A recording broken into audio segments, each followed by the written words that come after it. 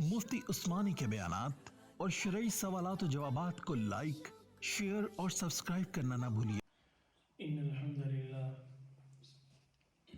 والصلاة والسلام على رسول اللہ اما بعد فاعوذ باللہ من الشیطان الرجیم بسم اللہ الرحمن الرحیم ان مع العسر یسرا صدق اللہ مولانا العظیم اللهم صل على محمد وعلى آل محمد كما صليت على إبراهيم وعلى آل إبراهيم إنك حميد مجيد اللهم بارك على محمد وعلى آل محمد كما باركت على إبراهيم وعلى آل إبراهيم إنك حميد مجيد۔ حضرات محترم، بھائیوں، بزرگوں، دوستوں، نوجوان ساتھیوں،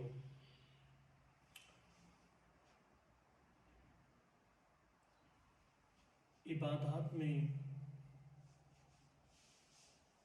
سب سے اہم اور رفیع الشان قدر والی اور اللہ کے نگاہ میں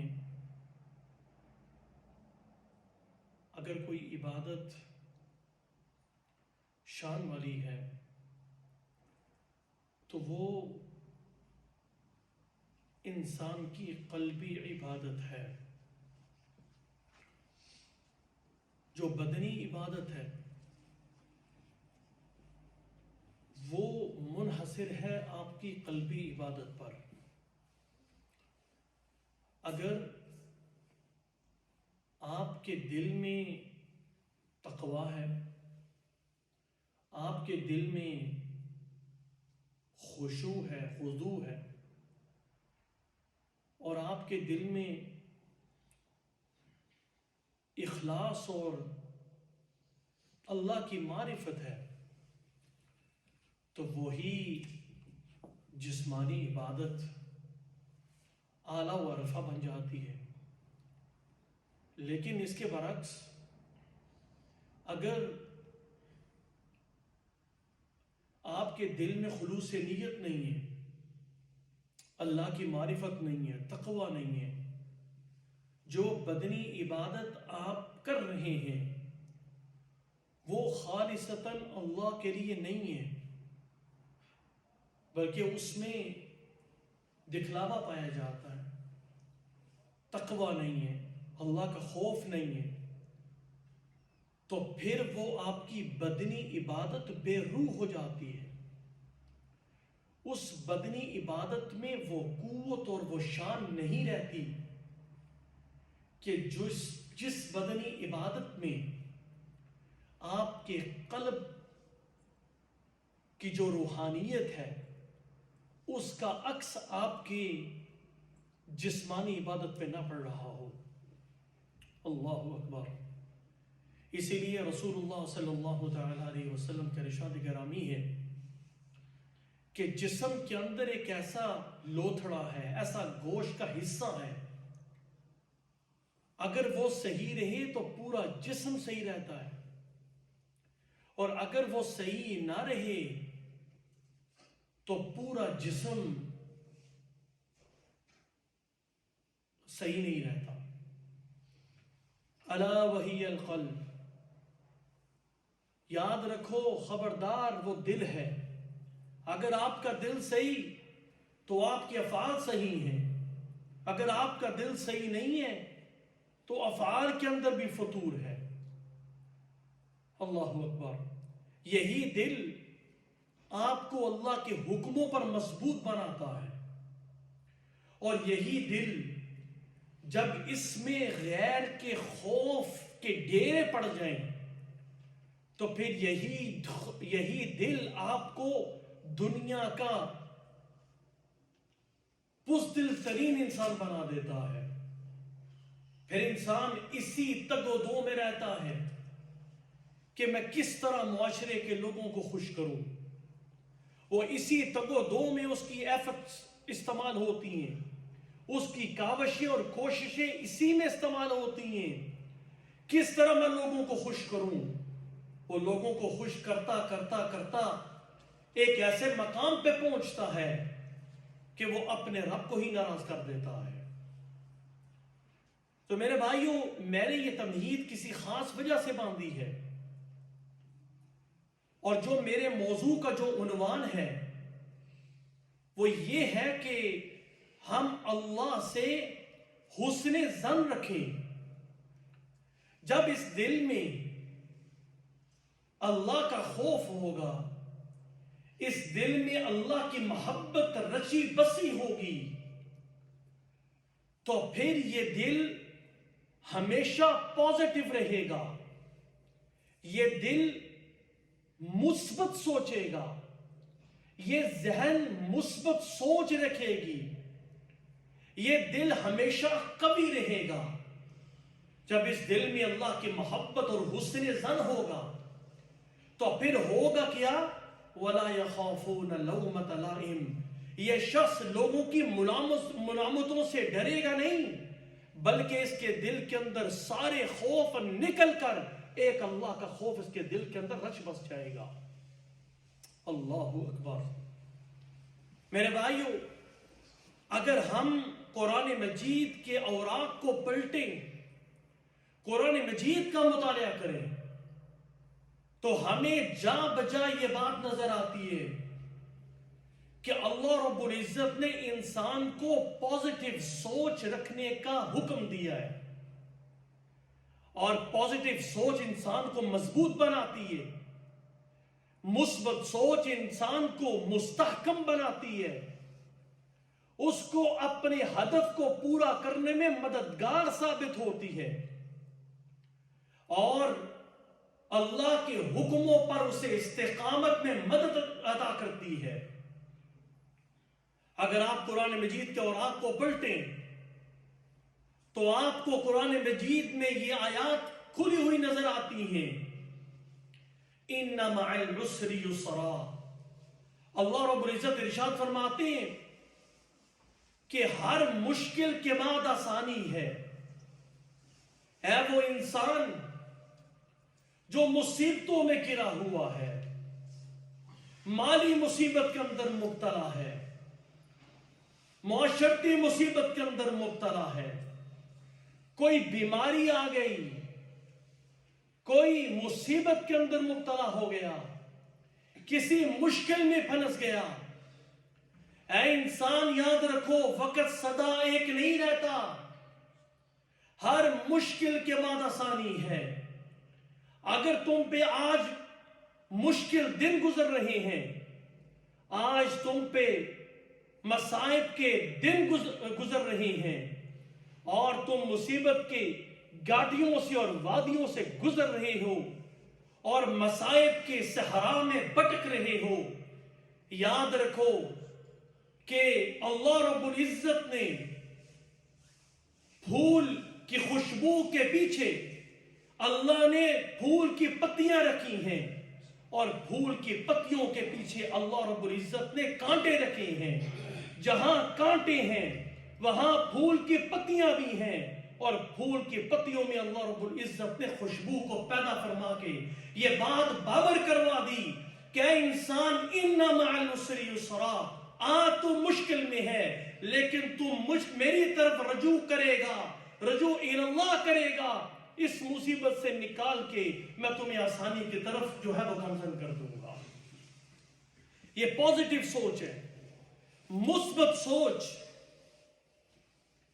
ہمیشہ اپنی سوچ کو اللہ کے بارے میں پازیٹو رکھیں کہ اللہ کی طرف سے اگر مجھ پر کوئی مصیبت آ گئی، میں امتحان میں پڑ گیا، اور ہمیں امتحان میں پڑھنا ہے، کیونکہ اللہ رب العزت کا ارشاد ہے وَلَنَبْلُوَنَّكُمْ بِشَيْءٍ مِّنَ الْخَوْفِ وَالْجُوعِ وَنَقْصٍ مِّنَ الْأَمْوَالِ وَالْأَنفُسِ وَالثَّمَرَاتِ وَبَشِّرِ الصَّابِرِينَ. اللہ رب العزت ارشاد فرماتے ہیں ہم تمہیں بھوک سے، ہم تمہیں مال دے کر، مال لے کر، ہم تمہیں تمہاری جانوں کا نقصان کر کے، اور پھل दे के फल लेके तुम्हें आजमाएंगे, खौफ से तुम्हें आजमाएंगे, और खुशखबरी है उन लोगों के लिए जो सब्र करने वाले हैं।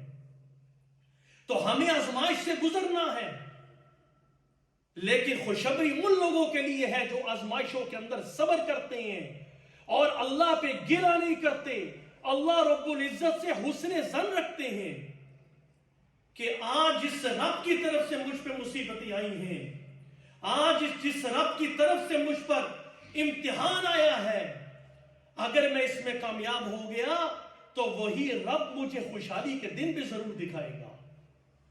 अल्लाहु अकबर, इन्ना मअल युस्रि युस्रा।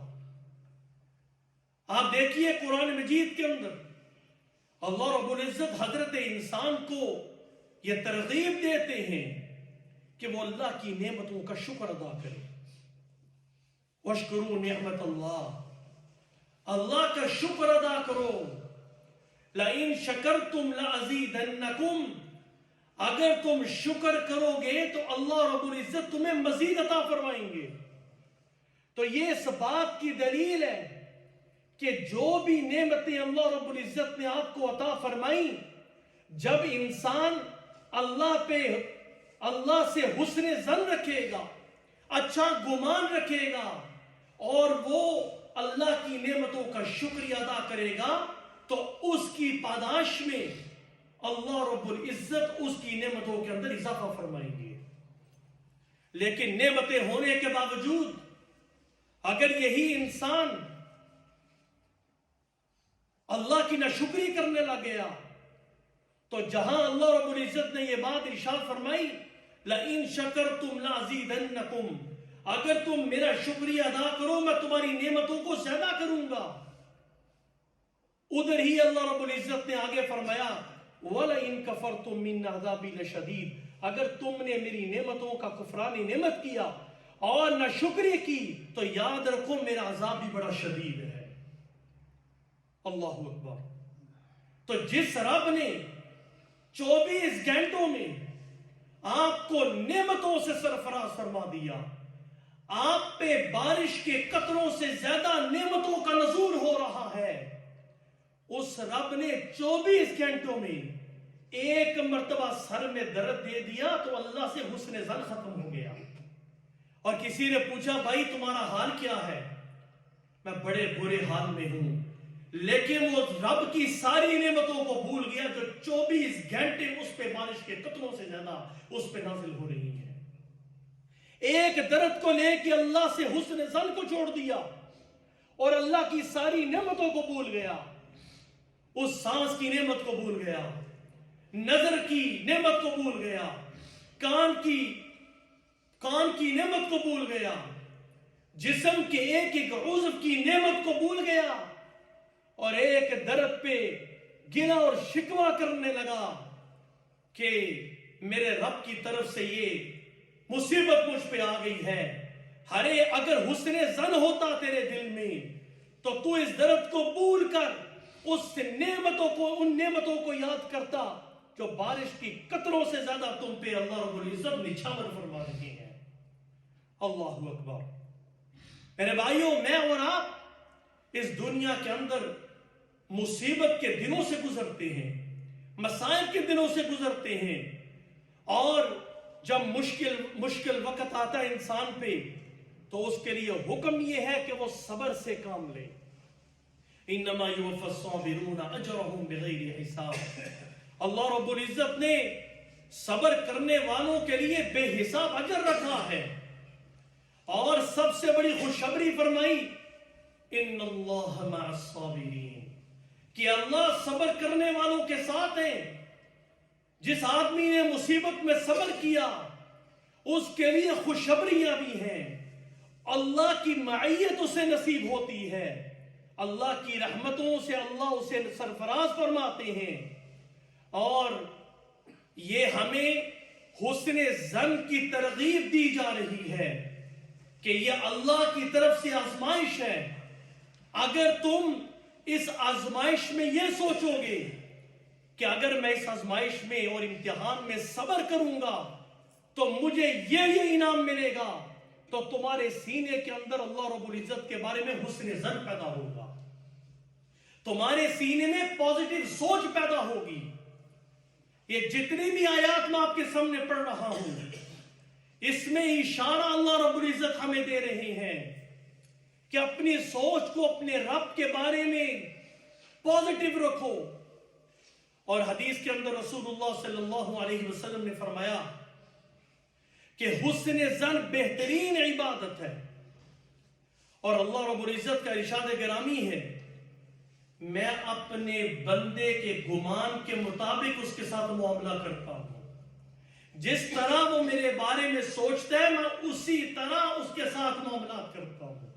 اگر میرا بندہ یہ سوچتا ہے کہ اللہ میرا رب ہے، وہ میرا پالنہار ہے، وہ مجھے پیدا کرنے والا ہے، وہ کائنات کے ذرے ذرے کا مالک ہے، تو وہ مجھے بخشنے والا مہربان ہے. اللہ رب العزت ارشاد فرماتے ہیں کہ میں اپنے بندے کے اس گمان کے مطابق اس کے گناہوں کی بخشش فرما دیتا ہوں. اللہ اکبر. اور دوسری روایت کے اندر آپ صلی اللہ علیہ وسلم کے ارشاد گرامی ہے کہ اگر کوئی بندہ مجھ سے ملاقات کا شوق رکھتا ہے تو میں بھی اس سے ملاقات کا شوق رکھتا ہوں. اور بڑی خوبصورت دعا جو امام الانبیاء علیہ السلام نے ہمیں سکھائی، اللہم انی اسألک لذت النظر الى وجہک وشوقا الى لقائک.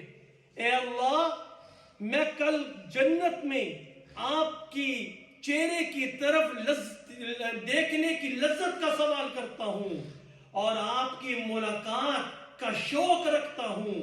یہ خوبصورت دعا ہر آدمی کو یاد کرنی چاہیے. جو آدمی اللہ سے ملاقات کا شوق رکھتا ہے اللہ رب العزت ایسے مومن سے بھی ملاقات کا شوق رکھتے ہیں. اللہ اکبر. آپ صلی اللہ علیہ وسلم نے ایک پازیٹیو سوچ کی رہنمائی کرتے ہوئے ہمیں یہ بات بیان فرمائی، اگر تم کسی آدمی کو مال میں اور صحت میں اور ہر طرح سے تم اسے اپنے سے اچھا پاؤ تو تم کیا کرنا کہ اپنے سے نچلے درجے کے انسان کو دیکھنا.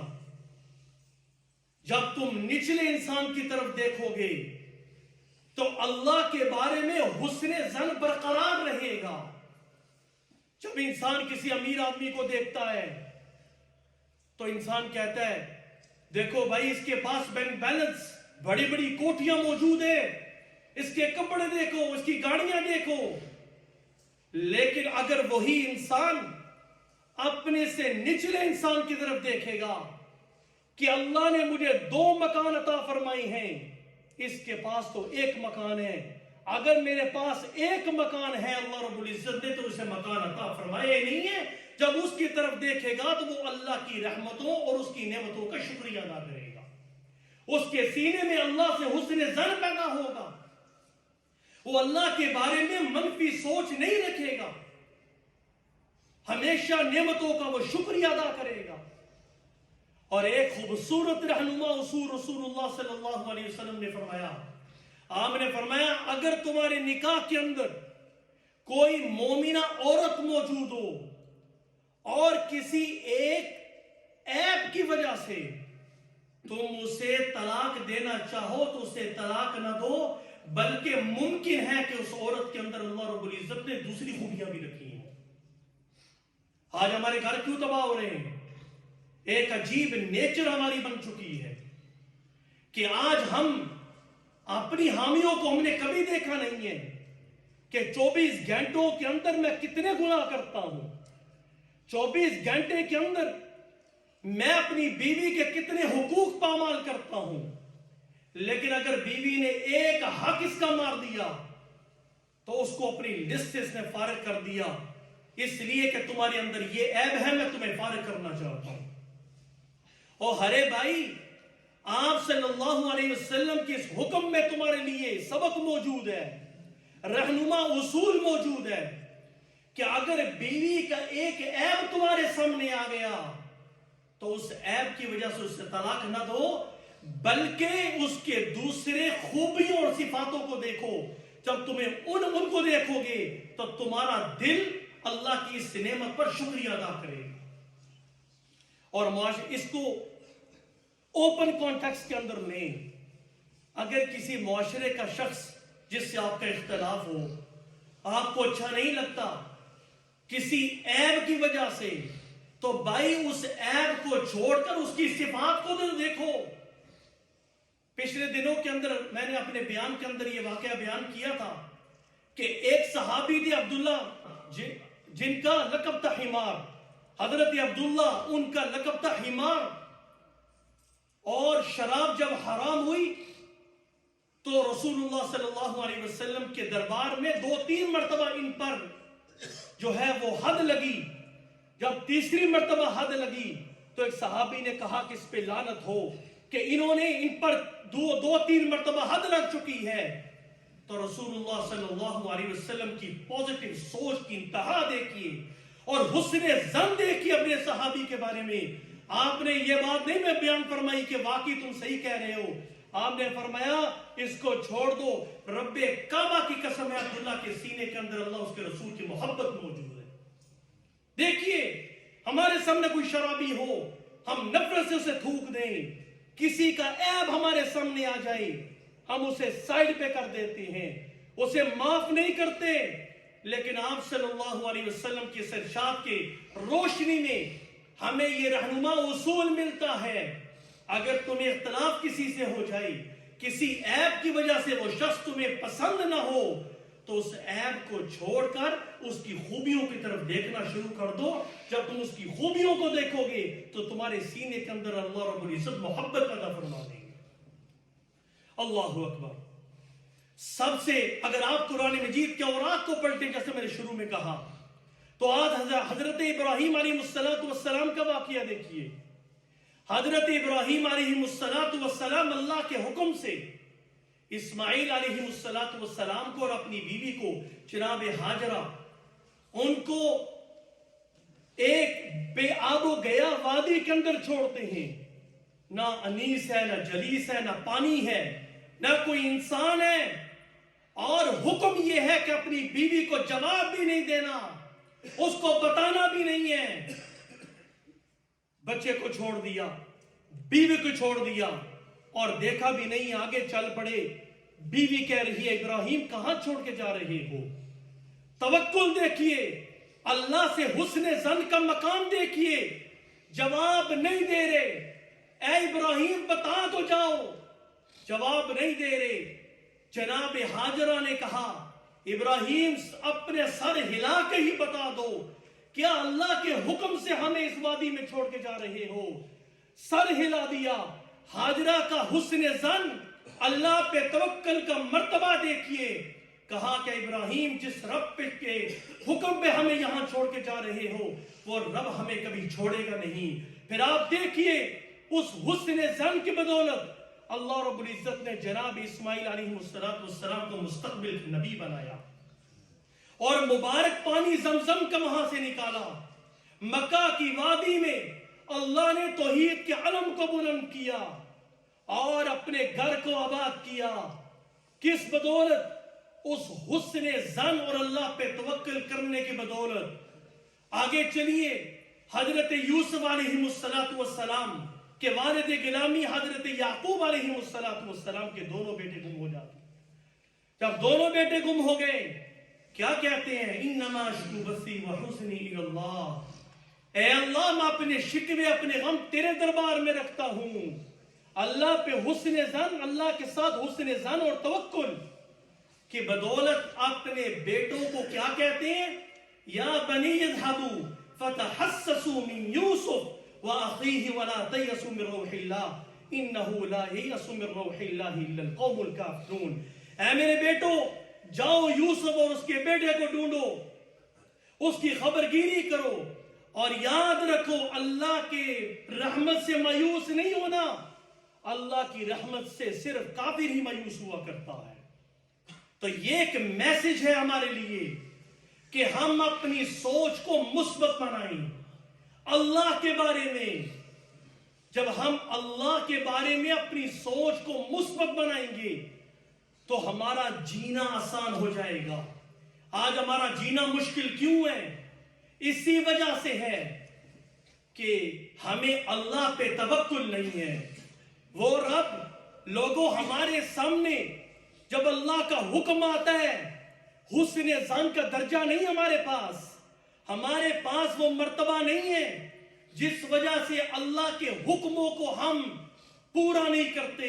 اور پورا کرنے میں ہمیں اس طرح معلوم ہوتا ہے, ہمیں ڈر لگتا ہے, لیکن یاد رکھو ہماری سوچ غلط ہے اس وجہ سے کہ اللہ کا حکم بھی سچا, میرا رب بھی سچا, اور جو حکم اس نے نازل کیا وہ بھی سچا ہے.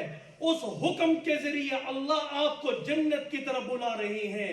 واللہ یدعو الی الجنت والمغفرۃ باذنہ, اللہ تمہیں جنت اور مغفرت کی طرف دعوت دے رہے ہیں. لوگوں, دنیا کا وزیر اعظم آپ کو بلائے آپ بھونے نہ سمائیں, آپ کا ایم پی آپ کو بلائے آپ بھونے نہ سمائیں, کائنات کا رب آپ کو بلا رہا ہے. یہ انویٹیشن رب کی طرف سے ہے. واللہ یدعو الی دار السلام, اللہ دار السلام کی طرف جنت کی طرف تمہیں بلا رہے ہیں.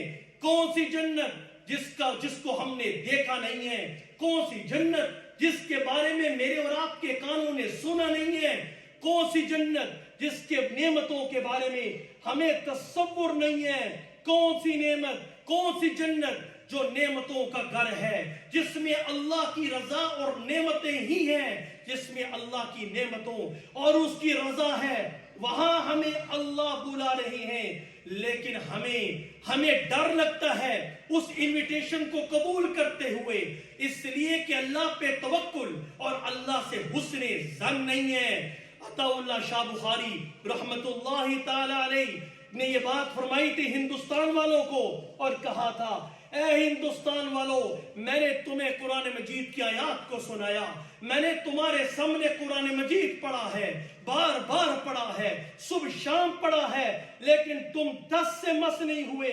رب کعبہ کی قسم ہے, اگر یہی آیات اگر میں پتھروں کو سناتا پتھر پھٹ جاتے, اگر یہی آیات میں پہاڑوں کو سناتا پہاڑ ریزہ ہو جاتے, اگر میں یہی آیات سمندروں کو سناتا سمندروں کی موجیں رک جاتی. قرآن مجید کی اس آیت کے اندر اللہ رب العزت نے پتھروں کی اس ہیبت کو اور کیفیت کو بیان فرمایا. اللہ رب العزت نے فرمایا وَإِنَّ مِنَ الْحِجَارَةِ لَمَا يَتَفَجَّرُ مِنْهُ الْأَنْهَارُ وَإِنَّ مِنْهَا لَمَا يَشَّقَّقُ فَيَخْرُجُ مِنْهُ الْمَاءُ وَإِنَّ مِنْهَا لَمَا يَهْبِطُ مِنْ خَشْيَةِ اللَّهِ. بعض پتھر ایسے ہیں کہ اللہ کے خوف سے نہریں جاری ہو جاتی ہیں, بعض پتھر ایسے ہیں اللہ کے خوف سے پھٹ جاتے ہیں, بعض پتھر ایسے ہیں جن سے نہریں جاری ہو جاتی ہیں, بعض پتھر ایسے ہیں پھٹ کے اللہ کے خوف سے گر جاتے ہیں. اے انسان, تیرا دل تیرے سامنے اب اللہ کا حکم بیان ہوا, تیرا دل ٹس سے مس نہ ہوا. اللہ نے تمہیں 5 وقت بلایا, حی علی الصلاۃ, حی علی الفلاح, آؤ کامیابی کی طرف, آؤ نماز کی طرف. تو اس کان سے سنا, اس کان سے نکال دیا, اللہ کی انویٹیشن کو قبول نہیں کیا. لیکن پتھر سے اپنی سبق لے لو, پتھر سے سبق لے لو کہ پتھر اللہ کی ہیبت اور اللہ کے خوف سے پھٹتا بھی ہے, گرتا بھی ہے, اور اس سے پانی بھی جاری ہو جاتا ہے. تو لوگوں, آج کا مختصر میسج یہ ہے کہ اپنے رب سے حسن ظن رکھیں. اگر کوئی مصیبت آ جائے تو پوزیٹیو سوچ رکھتے ہوئے اس مصیبت کے اندر اللہ پہ گلہ نہ کریں, بلکہ یہ سوچ رکھیں کہ جہاں یہ مصیبت کے دن ہیں ایک وقت آئے گا کہ اللہ رب العزت مجھے ان دنوں سے نکال کر خوشحالی کے دن بھی نصیب فرمائیں گے. وآخر دعوانا ان الحمدللہ رب العالمین.